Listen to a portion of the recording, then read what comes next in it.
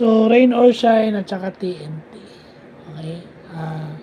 So, pag hindi nakakatakbo ang rain or shine at hindi mabilis yung pace ng laro, if you take it into a deliberate game, and if hindi makarebound si Aaron Fuller, less like kung ano yung ginagawa niya all throughout the tournament, nahihirapan yung rain or shine.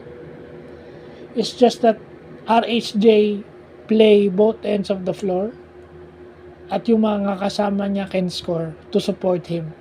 Yung depensa lang talaga ng rain or shine. And plus, rain or shine, talk and text, got a big guy in Aram. Wala pa si Kelly doon. I mean, may big guy yung rain or shine, may big guy yung TNT. That can be an option. Si Galinato, maganda nilalaro. Nung game ng kahapon, wala lang kami internet, kaya ngayon wala na i-vlog. So, yung mga big guys na yun can help. Wala pa si Kelly doon. Pero kung naglaro si Kelly Williams doon, mas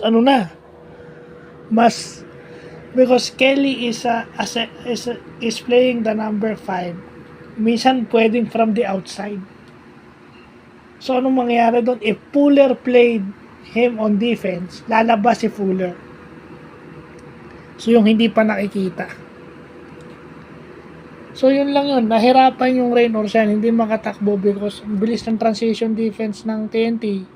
And, yung rebounding ni Aaron Fuller was contained. Hindi naman totally eliminate, but contained.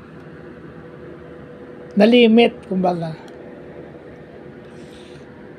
Kasi iba yung rain or shine pag nakaka-rebound, they immediately go on transition.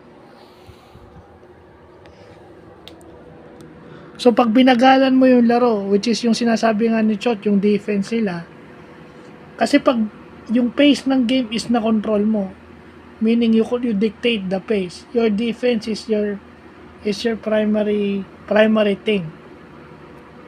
Kasi ikaw rin ang nagde-dictate ng offense pag ganun. If you make your offense a half court one, and then meron kang guys that can score on a half court,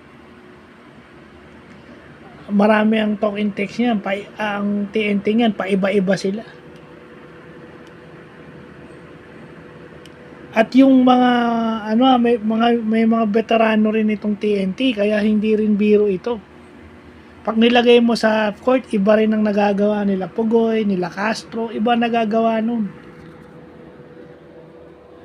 Yung experience nila lumalabas dito sa playoffs na to, dito sa semis. So, yun yung hindi mo pwedeng ikaila. So, yun lang po.